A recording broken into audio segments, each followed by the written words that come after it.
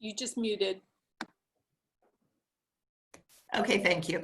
Okay, so I really appreciate you all being here, and I'm going to start with the Maya Angelou quote. Do the best you can until you know better. And then when you know better, do better. So for me, I want to know better so that I can do better. Now I'm going to get a little emotional because I always strive to be inclusive. I strive to not have biases, yet I took this inherent bias quiz that was put on through Harvard, and it was pretty neutral, but it came out that a little bit not. And there's all different biases that we have, and we can take all different quizzes. So I really, I want to do better. And if we say something that any of you find offensive, will you let us know so that we can do better? Because if it's said and it comes off wrong, it is unintentional, and we want to do better. And so that's what I put out to you. And then another man that I admire so much, Cyrus Habib. He is the lieutenant governor of our state. I was reading something. He's actually leaving politics to join the Jesuit order and become a priest. But there was something that he wrote related to that I thought was so pertinent now. And he wrote, "This is a time to ground ourselves in wisdom of those who came before us and to cultivate new forms of wisdom forged in the fires of our present moment." And I thought, wow, that just spoke to me about all that we're going through. So that's where I'm at. And with that, I would like to turn it over to Kathleen to guide us. Okay, great. I love those quotes. Thank you so much. And I just second what Maureen just said about holding the space of just being honest and authentic and coming forward so we can do our best. And when thinking about Black Lives Matter and grief, I have a quote. It says, and it really is a quote about being a coach through grieving, is that we can't step inside the shoes of another and feel what others are feeling, but we can become curious, enter the story, and honor the need to grieve as is chosen. And I thought what I would do is I would open with the 6 needs of mourning. So grief is the feeling that we're feeling, and mourning is the ability to express that grief. And what I noticed is with story after story that I've been listening to is that there's a lot of disenfranchised grief. Which is a lot of experiences where things are not openly acknowledged, socially accepted, and publicly mourned. And the 6 needs really are acknowledging that this is the reality of what is lost and what's been lost and how people are hurting, and to allow people to come together to feel that pain of the loss, and remembering what has happened, all kinds of losses, the deaths as well as the daily losses, and then to come to a new identity, and then as an individual, and then also collectively searching for meaning. And David Kessler actually added this to the steps of grieving, is to actually search out for new meaning with that new identity, and then continue to receive ongoing support, because it's not just when we experience a loss, it opens up the wounds of a lot of losses and grieving, and to receive ongoing support. And I think that that's one thing that I'm hearing when I'm working with people one-on-one, as well as in my groups, is this fear that the attention will move over time. So I thought I would open up with those 6 needs and just hear what comes to mind and what you want to share today.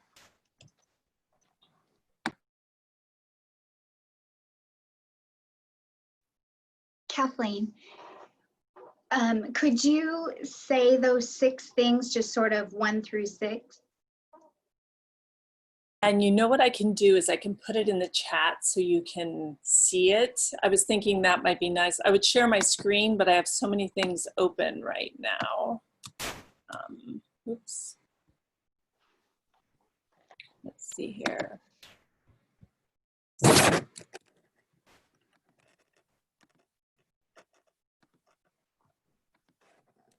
Might help if I unmuted. One of the things I'm feeling during this time is hopeful because of the youth, the young people that have just come together and said enough, that I don't think our young people were raised in as racist a society as I was. I like to think I wasn't, but I look at my kids and their friends and all the people I saw out at the protests, and there's so many young people saying, no, this isn't how it should be, that it gives my heart hope.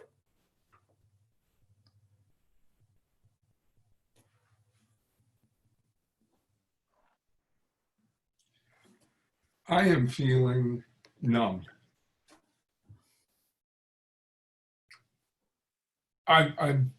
I've seen this before a number of times, a lot of good intentions, and then what happens after that is a backlash. Yeah. I don't think I'm wrong in saying, and I'm not trying to be political, but the reason why we have the certain person in the White House that we do now is backlash against who was here before. And I'm afraid that it's just going to be those same waves rolling up on the beach, and that we have to build a really strong bulwark. But, I've seen this before. And I'm so sad to say I see what's coming after it. Van, are you old enough to I'm old. Are you old enough to remember the civil rights movements? Yes. I was a tiny child, but yes. I was too. But it was funny, I heard Harry Reasoner. Do you guys remember him? He was an old newscaster. And he said that he was a new reporter during the civil rights movement. And what he noticed was different this time is that back then it was mainly Black people with some white, but now it's every different ethnicity that's out there in the protest. And that's what he notices is different. I don't know, Van, if you can, share any of your thoughts on that. And I mean, this is a time that I just want to know how I can help move things in a better direction. I think being present and having discussions like this with a variety of people, and something that I struggle to do, if I'm going to look at other people and think, yeah, well, you're being bigoted or prejudiced about this, I need to look inward and see how that affects me. Not that attitude, but what has seeped into my soul, because it has. A couple of years ago, I had to have a ridiculous amount of dental work done. And I took advantage of dental tourism, and I went to Mexico. And I had people look, how could you dare go over there? Oh, is this in Mexico? But damn it, when I went there, I had to check myself. And I'm a dyed-in-the-wool liberal. But I had to keep myself from looking at things and kind of like, oh yeah, inside. And it was truly cathartic for me to realize and to face the fact that that kind of bigoted crap had seeped into me. Same thing. And if I feel that, what are other people feeling that haven't gone through those experiences from the eyes of a Black person? And so, don't expect perfection. Just look for an open mind. And a willingness to look at yourself in different circumstances is so important. It takes courage. We had a speaker at one of our conferences, Michelle Andrazik. She's a brilliant woman. And she starts the conference, she starts her presentation by having everyone in the room stand up and say, I am human, I am biased. I am human, I am biased. But then she kind of goes into the biological and reasons why we are biased on a scientific level. It was very interesting. I wish I could repeat some of it now. I'm not going to be able to, but it was very interesting how she talks about the fact that it really is on a cellular level that we are biased.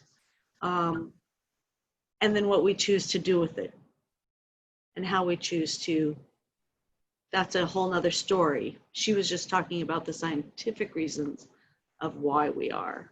It was very interesting. It's a little bit like the Harvard implicit, inherent, I can't remember, bias survey or quiz or whatever they call it, but it was really interesting. They have ones on religion, on sexuality.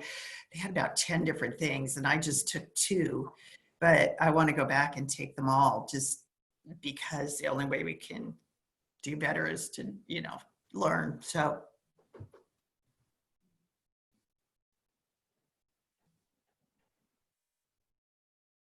I have a question, if I may.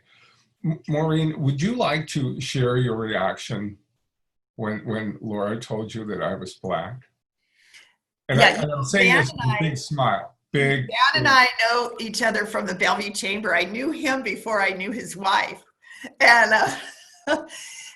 she had said to me, I was talking to her, and she said that Van was down cleaning up Bellevue, helping clean up Bellevue after, the protests and riots and looting. And I had been in Seattle the day before. And she said, he's really struggling as a Black man. I'm like, Van is Black? It didn't even dawn on me. And I'm like, and then when she said it, and I said, of course he is. It just never dawned on me. And I would like to think it's because I look at everyone inside, but it just never dawned on me. And you're a lighter skinned Black man. But yeah, so it was shocking to me that I just had never even thought that. I mean, why didn't you? You can go both ways. Why did you, or why didn't you, or whatever.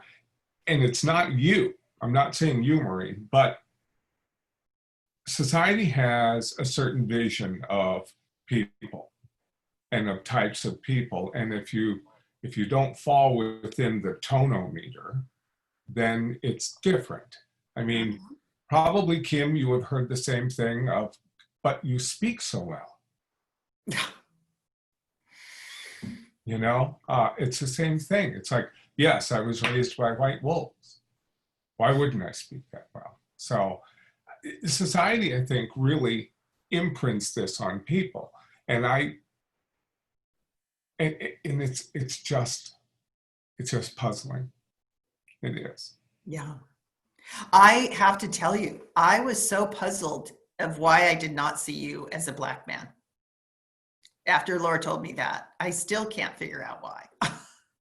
Because once she said it, I saw it right away. What did you see right away? I could see that, maybe the hair was maybe a little bit more like the Black men I know, or maybe, but. Well, some time ago it was. Oh, but I thought, yes, I just didn't even know why I didn't. Do you think part of that is that that's not society's vision, that it imprints on you of a Black man? Maybe. I think, yes, it probably is that. Yeah. On the other way, I could tell you were a white person. Right. You could. How did you feel when Laura told you that? I've heard it all my life. It's the same thing. Matter of fact, when I worked, I was either upper middle management or lower upper management for Kodak on the East Coast, whichever way you want to look at it. And there was a guy in an elevator when we were at the headquarters who was making racial jokes and slurs. And I corrected him on this. And he went to HR. HR called me in and he listened and he said, you know, here's how we avoid this. You're like an undercover Negro and you need to tell people what you are so we don't have these problems. Yeah. So, you know, it's not new. Is it more challenging being a lighter skinned? I couldn't answer that. You know, in my experience, if race is a problem for someone, it's a problem for someone. It is. And it isn't going to make any difference what tone your skin is.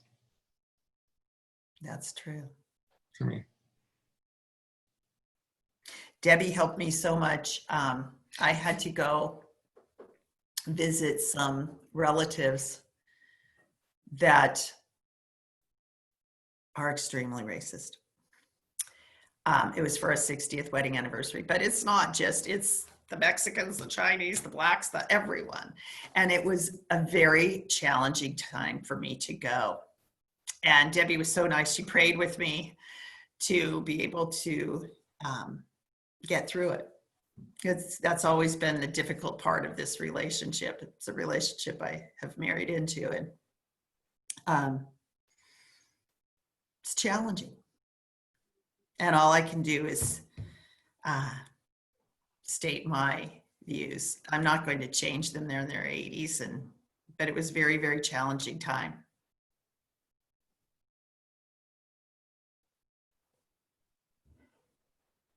Debbie, are you talking? You're muted. There we go. Can I say something? We're talking about challenges, and it's quite, I tell some of my white friends, I don't know that I told them before this, because when one of the hugest latest incident happened, I asked 8 of my friends to do a Zoom call with me. And some of the things that I had spoken on there, I had never told my non-white friends.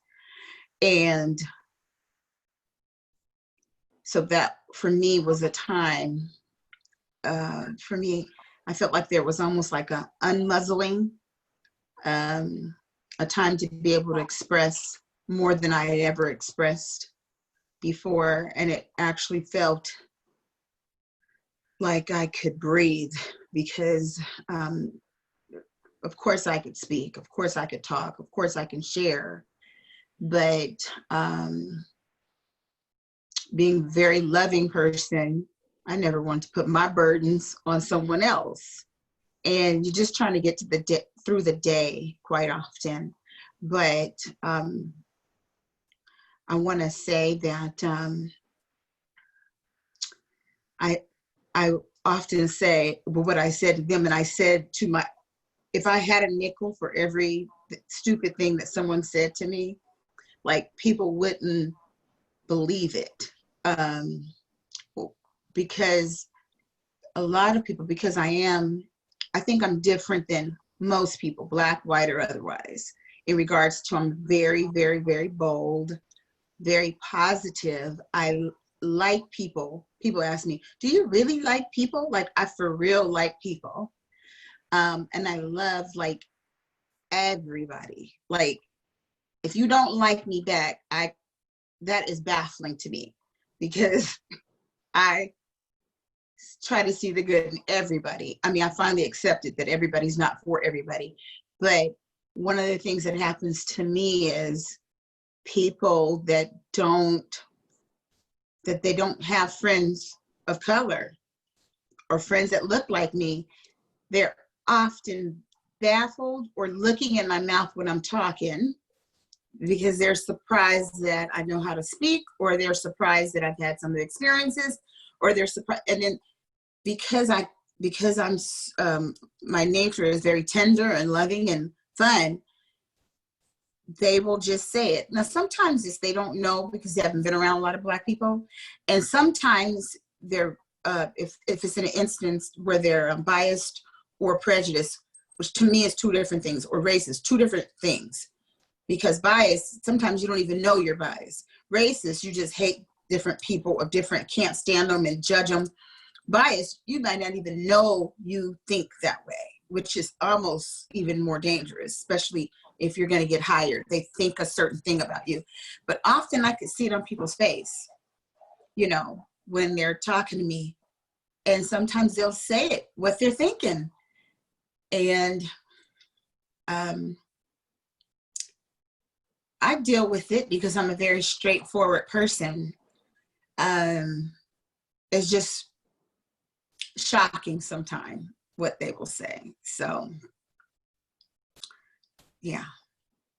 And they might even say, I've never met, they want to say, I've never met a Black person like you, but they don't say that. They might say, I never met someone like you, but I know, often I know what they mean, because they might come in my store. I had a store, and they might say, you play Frank Sinatra? Yeah, I play Frank Sinatra. Do you play Frank Sinatra? No, but you play Frank Sinatra?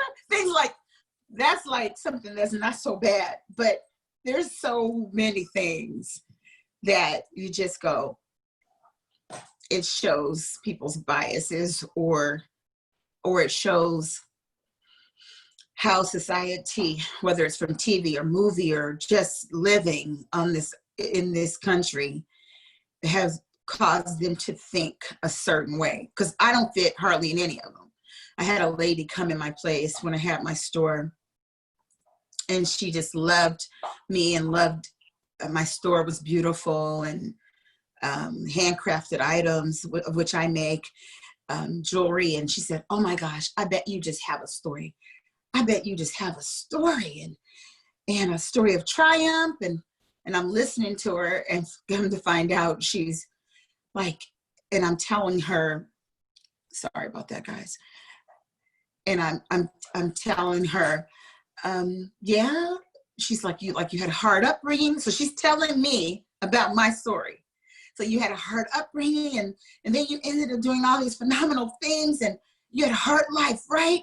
And then she's telling me, going on and on and on about her perception of who she thought I was. And I go, no, yeah, I have a story. I said, but mine is more about being hyperactive and overcoming some of those things. I have a mom and dad who were educated, a father who has numerous certificates and a few degrees, a mother who was a nurse, father who was a minister. Yeah, never been called out of my name, had parents that were loving and caring. Father sat us down and talked to us real kindly. Me and my brother and sister went on vacation. We were kind of right in the middle, not rich, not poor. Yeah, no stories to tell there.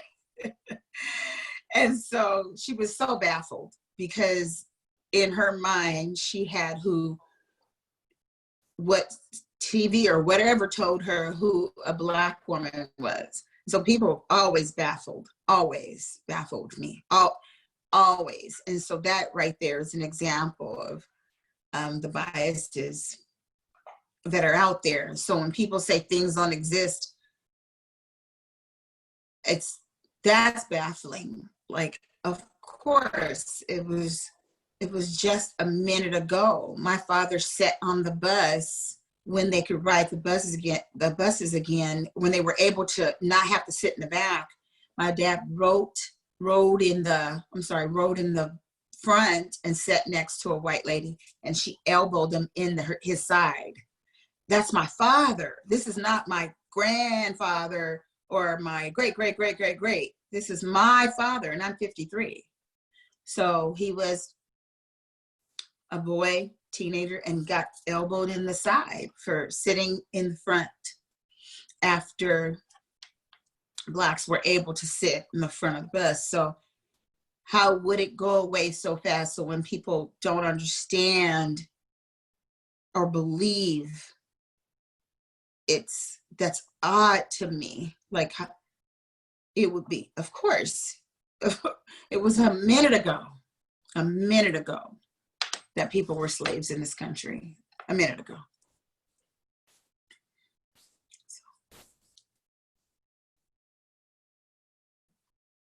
That's all for now.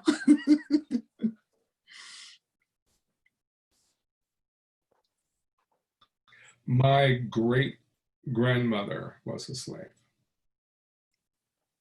She'd been brought over from Africa, and she still had the scars on her ankles and her wrists, as far as my father can remember. My father was born in 1897, so this is going back someplace.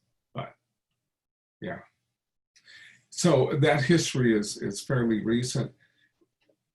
Not to sound like Mr. Downer or something, but I think if people can embrace the idea that you want society to treat each other the way that you want to be treated, you know, it truly is as simple as that. It's as simple and it's as hard. You know, when you guys are talking, years ago, I lived in Chicago, and every time someone came to visit, they wanted to go to the Oprah Winfrey show. So I've been to Oprah Winfrey show so many times. Did you win a car? No, it was before she started doing that. Darn. But, you know, on one of the shows, it was called What America Thinks, and somehow slavery came up, the topic of slavery. And she said, you know, I'm sorry, you white people have to take responsibility. And I remember thinking, I do not have to take responsibility. That was before my time. You know, that was a dark part of our history. And I remember being a little indignant. But as I've aged and learned and trying to do better, I do realize that is a dark part of my history as a white person in this country. And that I myself personally might not be responsible for it, but, you know, the white people were, and my ancestors might have been. I haven't gone back that far, but I've thought about that so many times over the years, and my reaction has changed to that. You know, we can't change these dark parts of history. All we can do is know better and then do better. So that's what I'm always, as I said earlier, striving to do. But it's funny that I've thought about that moment so much in these last few weeks, especially.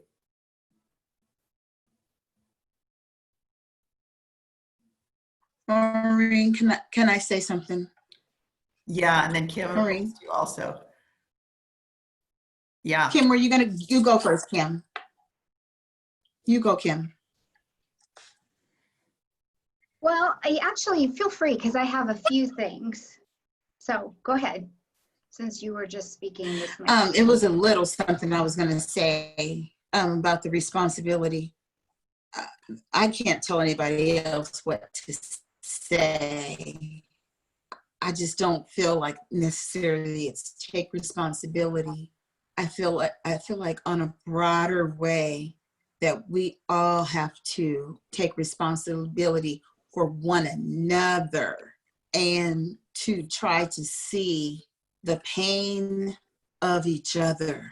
That's how I look at it. And not your ancestors, because first of all, I'm here. Whatever happened, I am here. And I'm blessed. So it's just to see and understand, see the pain of other people without feeling accused Feel the pain of your sister or of your brother. Think of your sister or your brother or the people on this earth as your hand, your arm, your leg. And when your hand hurts, you tend to it. When your body hurts, you check on it. That's just humanity, not a blame.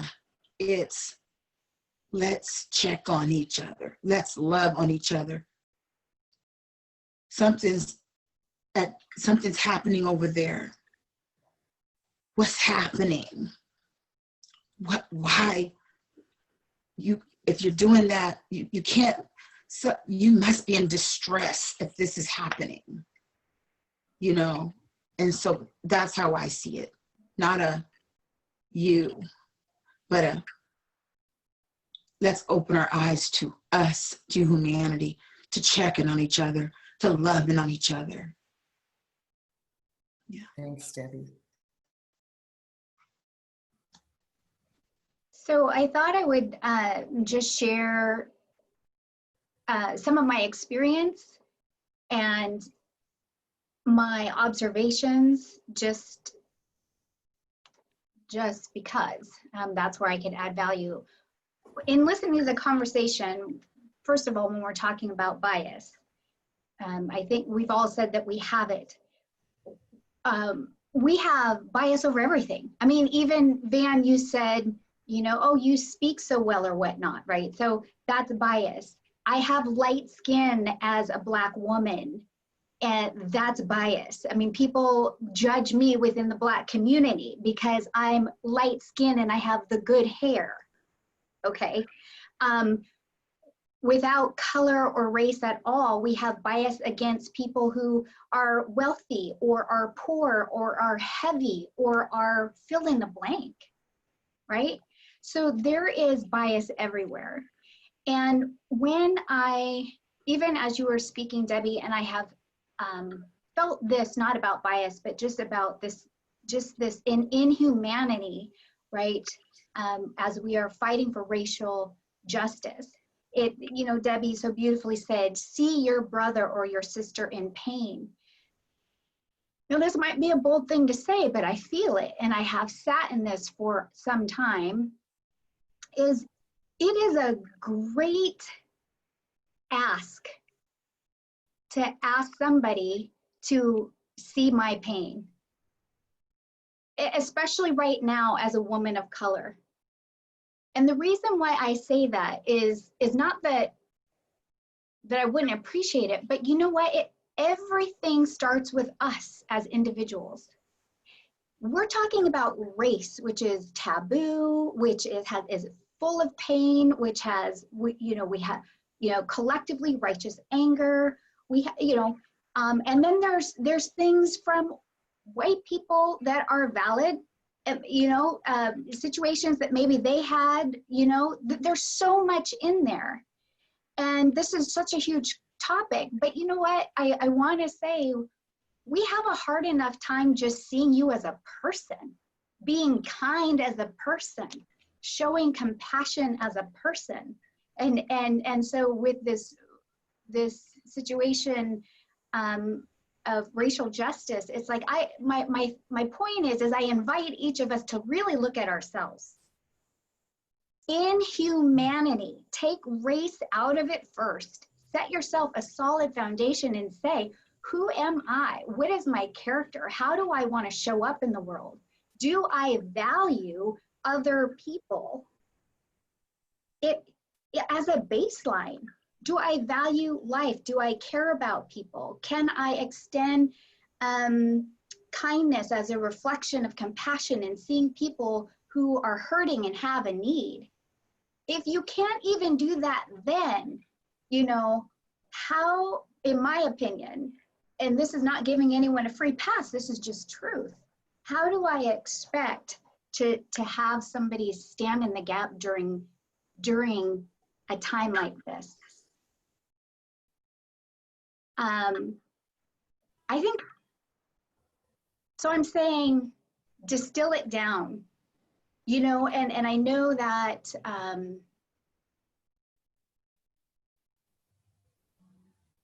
It's a big ask. Listen, okay, and I was adopted into a white family, by the way. I didn't share that. And I thought when Van said he comes from a biracial background, I thought, yes, wait, I have a whole story, right? So I am Black and Asian and a little bit of white, and I grew up in a white family. I was adopted as an infant in 1971, so coming off the civil rights movement, and there's a whole story there.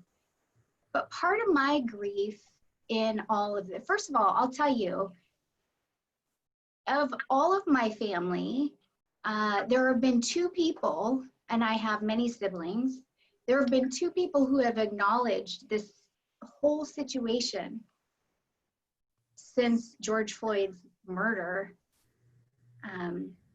at the end of May. You know, so they can't even speak it. How are you, Kim, my sister? How are you, Kim, my daughter? How are you, Kim, my niece? How are you, Kim? That's the reality, right? And that's just me and my family. And to Debbie's point, I thank God, you know, I'm a woman of faith. I thank God for the years and years of painstaking inner game healing work that I've done that have allowed me to hold this space for myself, to be curious about what's going on, but also to think about, you know, the collective Black community. This is painful, really painful. And I think, you know, I don't have, for instance, I don't have someone who, in my family who has a Black individual in my family who has been attacked or who has had their life taken. Listen, that pain never goes away. And so for every offense, whether it's a death, whether it's another attack, whether it's some guy in Wisconsin I just saw who was trying to run over this woman in the parking lot at a store, these are things that even if you're healing and you have some level of healing, there's still triggers. You know, imagine, you know, statistically, imagine, you know, the generations in a Black family that might have had lynching, then somebody died here, and then now a nephew in this generation. It's a lot. And that was part of my grief, is just thinking, there's just a lot there. Then I had my own triggers. You know, just last year, well, let me tell you some easy ones. So I've been a personal stylist for 20 years. And I've been racially profiled in stores in Bellevue. 20 years. I think, you know, I don't steal. Integrity is of an utmost importance to me, character and integrity. But I have had someone following me around. I've had at another major store, somebody who thought I was shoplifting. Several years ago here in Kirkland, I live in Kirkland, I was, you know, all suited up, driving my Audi, coming back from teaching a workshop on executive presence and wardrobe to a group of attorneys. So I couldn't be any more polished, right? I'm gonna be tailored for that task. I'm driving my Audi, I'm almost home, not speeding. Lo and behold, you know, you've got this big headlight and then you have all these teeny tiny headlights that go around that big headlight, you know. Lo and behold, I guess one of those little lights was out and from behind. And I was thirsty, so I was going to 7-Eleven when it was still here, down up on Rose Hill, and I was going to get something to drink. I didn't know someone was following me with lights. I got out of my car. This cop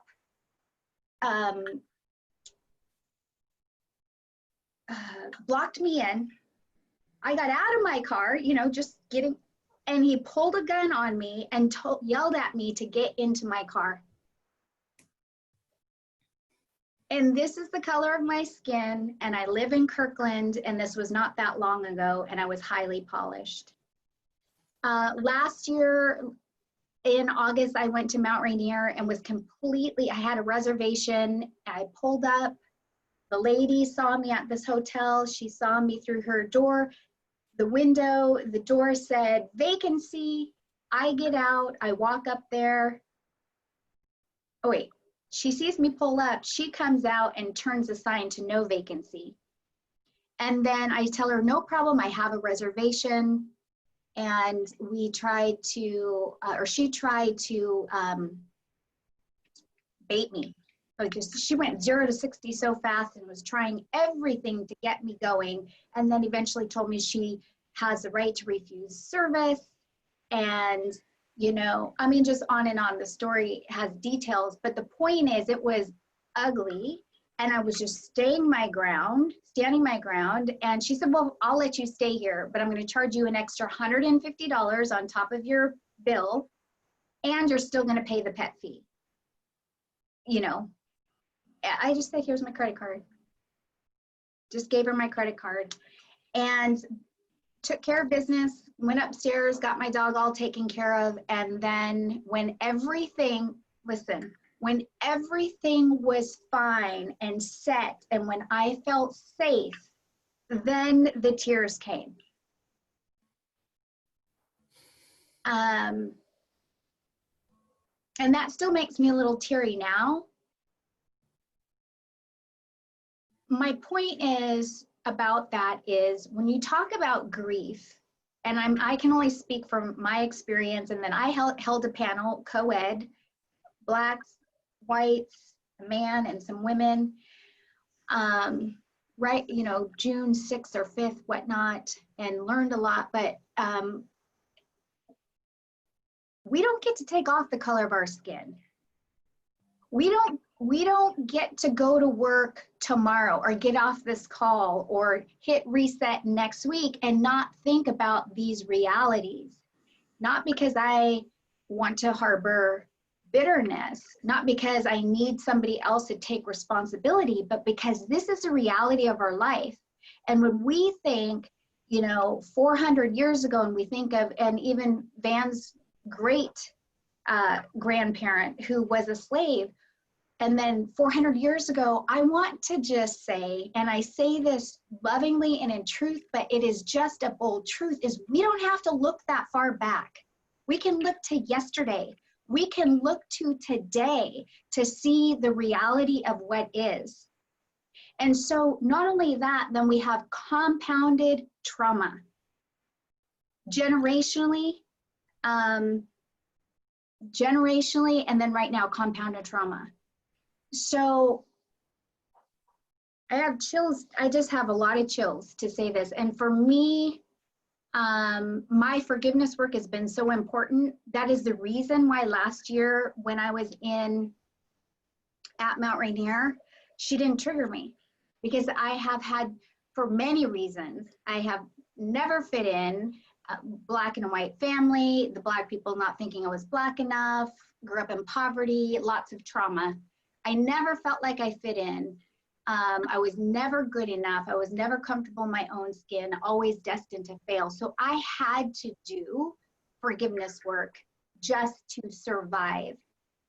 And I recognized as I processed, and it took me probably at least a month, if not longer, when this happened at Mount Rainier last year, to just kind of get my body back into center.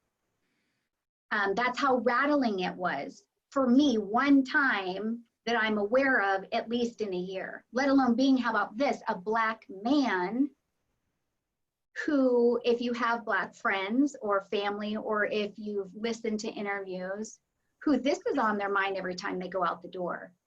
Not because they're not pastors or successful or positive, optimistic people, but because it's a reality.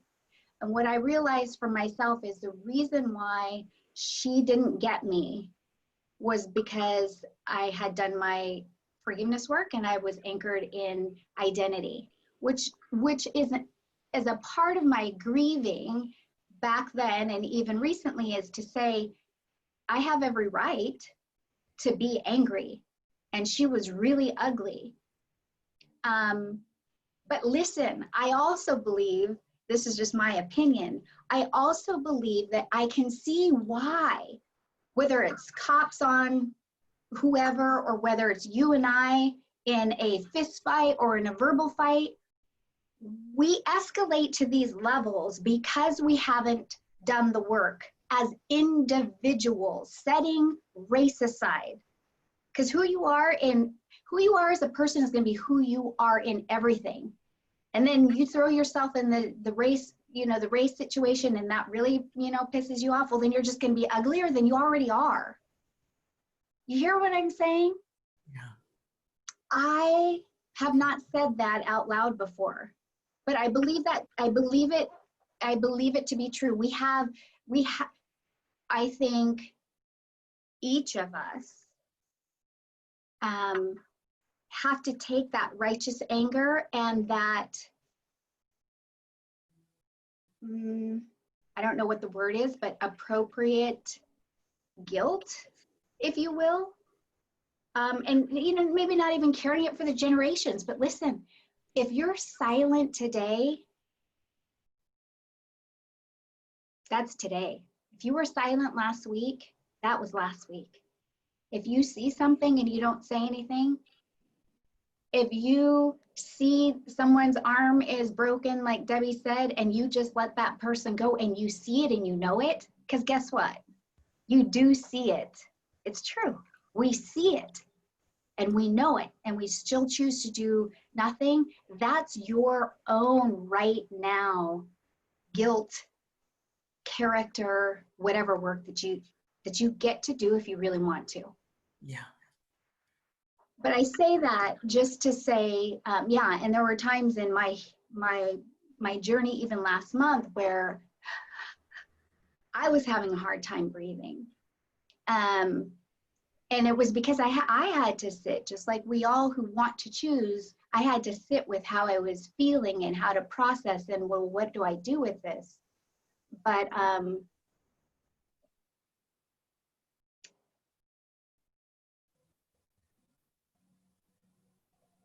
I heard you too, Van, which I thought was an interesting perspective. I am learning. I am a consummate student, and certainly within this situation as well. And I thought, are we going to have a backlash? I see it already. Yeah. And we may, right? And yet my hope is that this was a bold thing for me to say today, but my hope is I would continue that boldness to speak out to the character work, even separate from the race. And I'm not taking I'm not taking away what is true and what is right, because I am right there.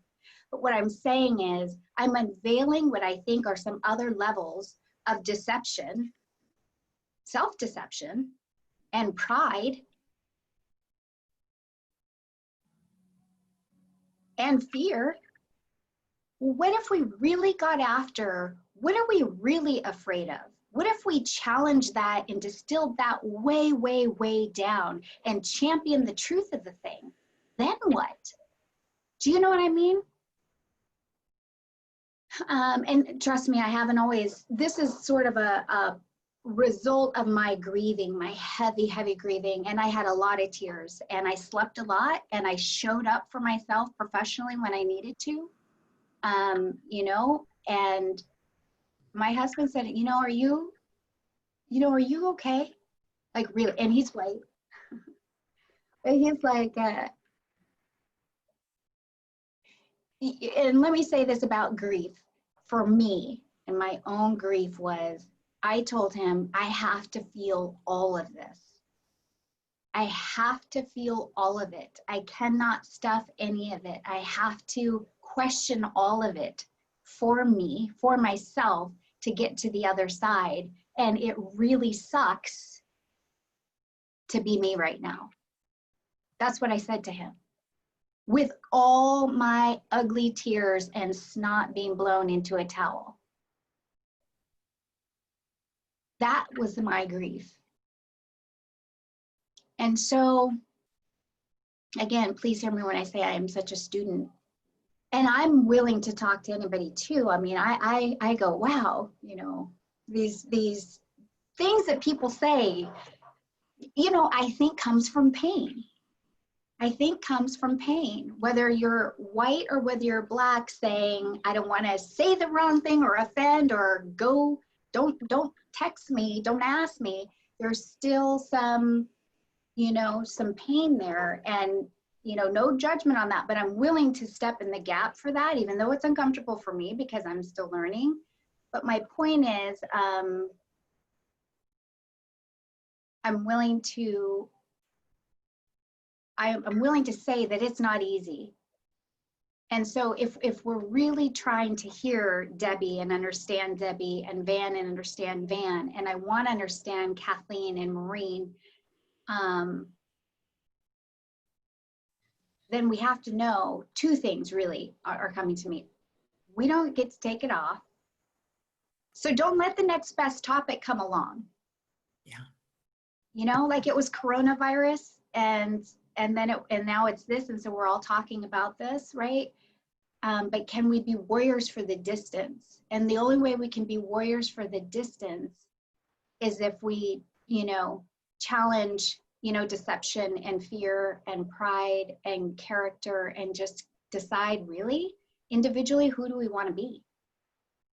Yeah. Not easy. Yeah.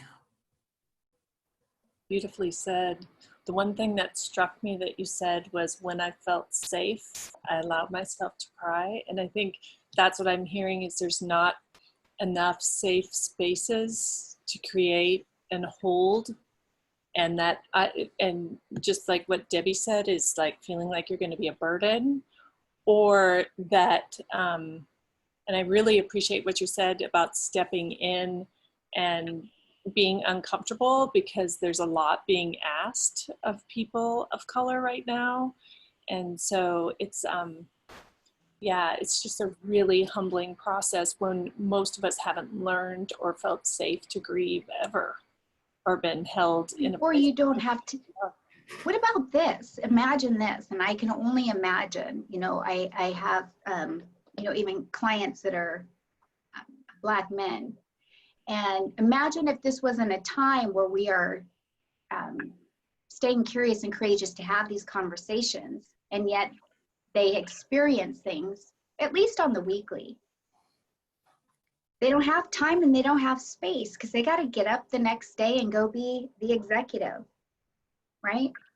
Or they need to go back into wherever and be on the board, or go and smile. And so that was really part of the grieving too, is grieving for others who have to carry because there's not a safe place or time. That's a really powerful point that I don't know if I thought of. You know, I know that,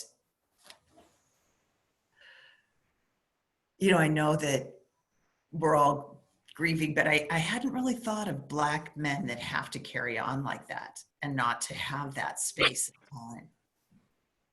Thank you.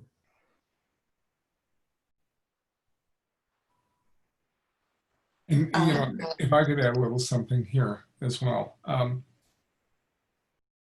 Putting myself in another person's shoes. I'll relate it this way.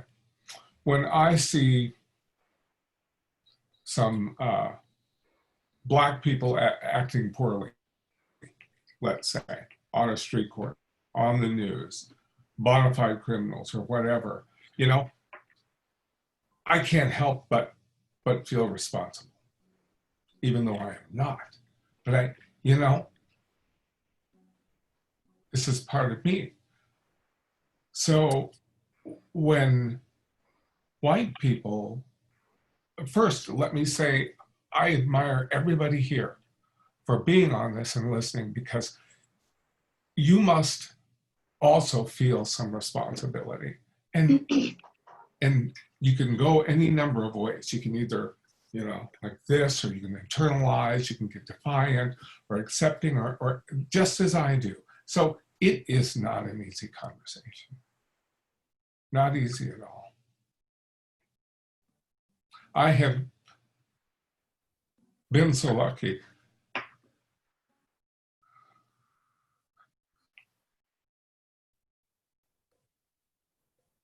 I've had friends call me. I can't, sorry, go ahead. It's okay.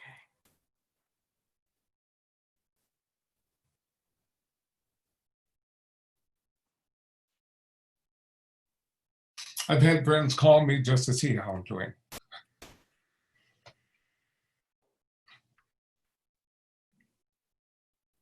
And that means so much.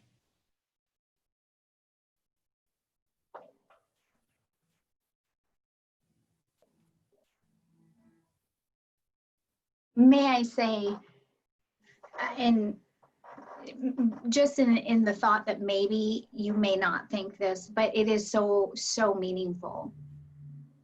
I echo that of Van. Look at his tears. It is a life-changing act of kindness to reach out in genuine sincerity. I am thinking of you. I may not know what to say, but I acknowledge what's going on, and I'm thinking of you. You think of, we all want to be seen, we all want to be heard, we all want to be known. We're born for relationship. Now, we all want that. You want to be known and acknowledged. When you're hurting like this collectively, it is so meaningful.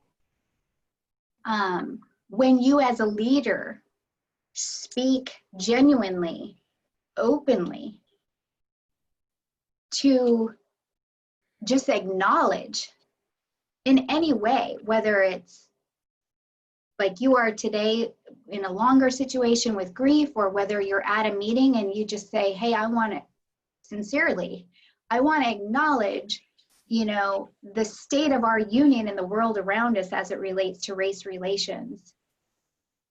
And I see you here. And I just wanted to pause for that moment. It's so meaningful. It is so meaningful. These people will travel with Van for the rest of his life.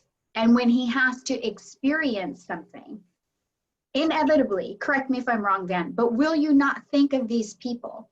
And that's what gives you the ability to say, okay, I'm not alone. I was seen.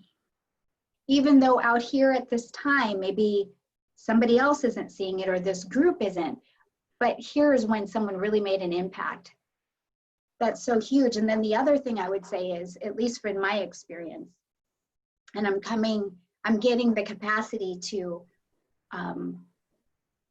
have a shorter time frame for me to call back people, but I couldn't call back right away. And still, even now, I can only have one sort of conversation a week, not because they're not good and there's a lot of hope in them, but because they're just draining. But also know that in at least my grief, while I appreciate a text or a call, it might take me some time. And it has nothing to do with a personal attack on anyone. It's just the reality, if that makes sense. I will never forget those acts of kindness. Ever.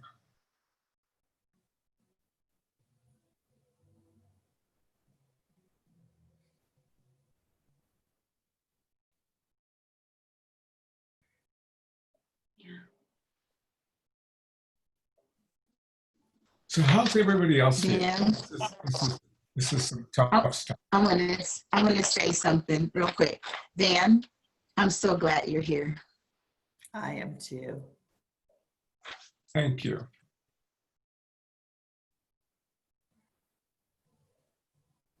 I really appreciate all of you coming and being so open.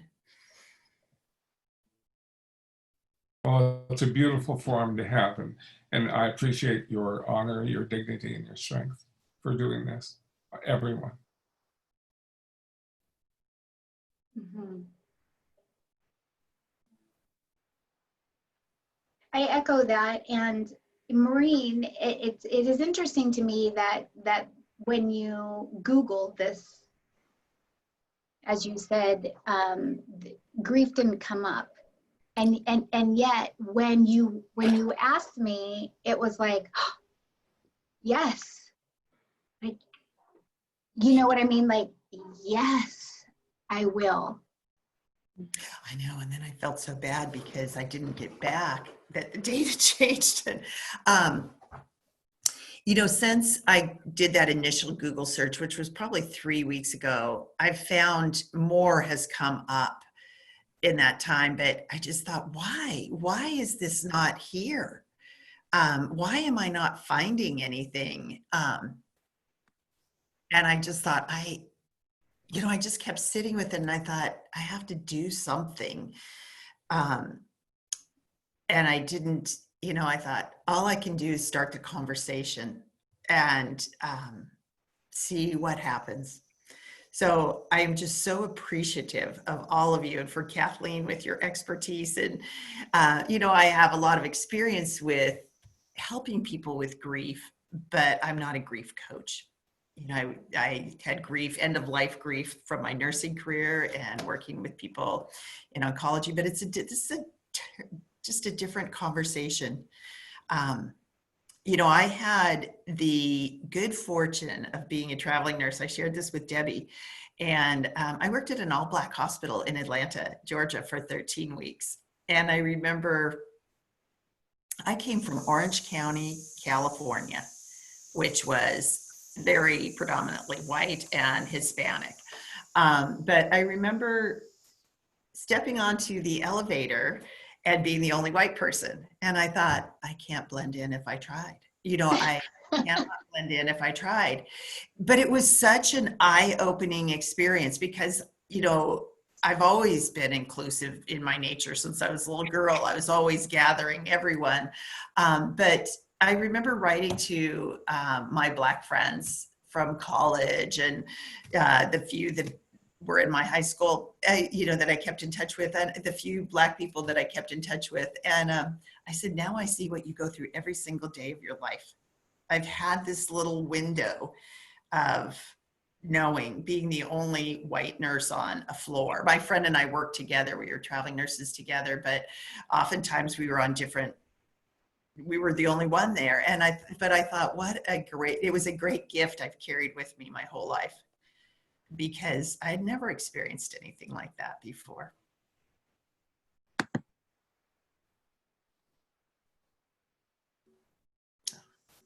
So thank you all. Maureen, I want to say thank you. I want to say thank you for your heart, for your kindness. I want to say thank you for reaching out to me even before this dropped in your spirit. Thank you. And I love you. And I'm thankful for this conversation. I'm thankful for the talks that we've had. And I'm thankful for some of the talks that I've had with some of my other white girlfriends that were deeper, right? And so I just want to say I love you, and I love your spirit, and I thank you. Oh, thanks, Debbie. Where should we go from here? Should Kathleen and I continue having these conversations?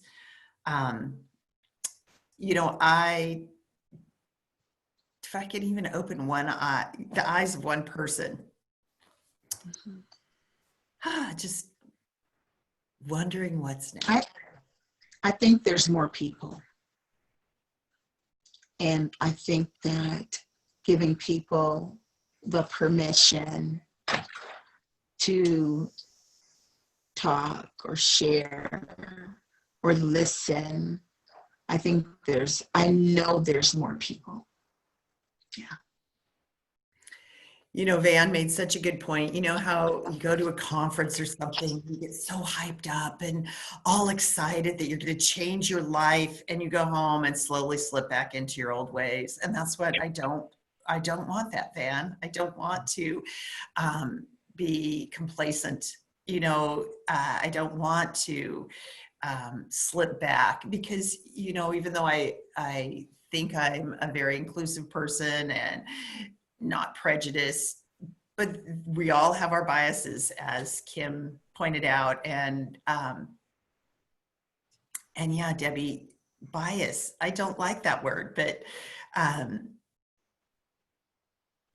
you know, I don't want to be complacent. I don't want to have complacency in my life. And I've always been one to speak out. And one of my friends told me, you're brave, you know, you're going to get backlash. And I said, but I'm a white woman. I'm not going to get the backlash that you'll get for this. So if I can step forward and be the voice and keep going, I will. Yeah, and I feel very similarly in that just having, it feels like it's being told to me individually, but not collectively, like in a group, to bring a group together. So people are worried that they're never going to be able to talk to their mother-in-law again, that they didn't know their neighbors felt this way, that they're never going to be able to travel back home because they can't stand the relatives that are there. So people are really worried about their relationships and where they came from and what that means about them as a person now. And the driving force for me, and I don't know if I shared this with you, Maureen, but is I had a sister-in-law who was mixed race who passed away, and she shared so much towards the end of her life about how she never fit in.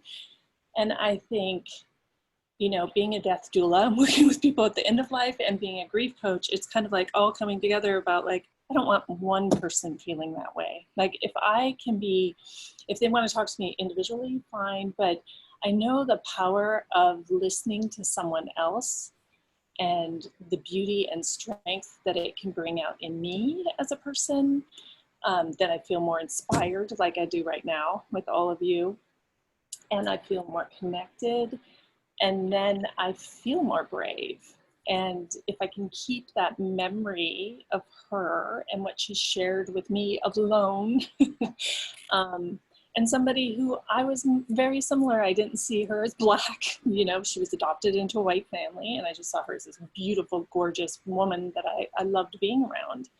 And that, yeah, if we can do it for one more person, if we can be present for one more person, if we can step up for one more person, if I can be a better role model to my daughter who's 16, who is teaching me all the time and does give me hope, that I want to do the same. So thank you for everything you've shared, and you've touched my heart today. I just feel so lucky to know you, Maureen, like all of you guys do too.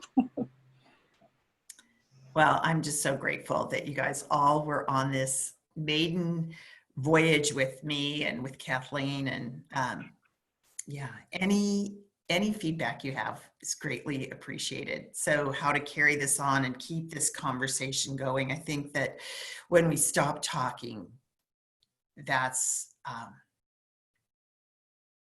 my fear, is that people will stop talking, just like Van, you were saying. And I don't want to stop talking.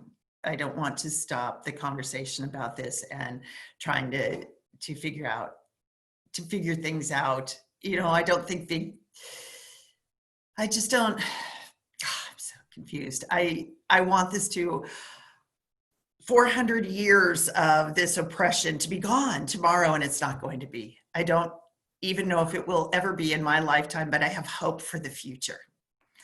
And that's all I can live with, is my hope for the future. So that's why. Thank you so much for doing this. And thank you for everybody, all of your contributions. And it's a wonderful thing to experience. Thank you. Yeah. Well, I'm going to stop the recording now. So thank you all so much. I so appreciate each one of you.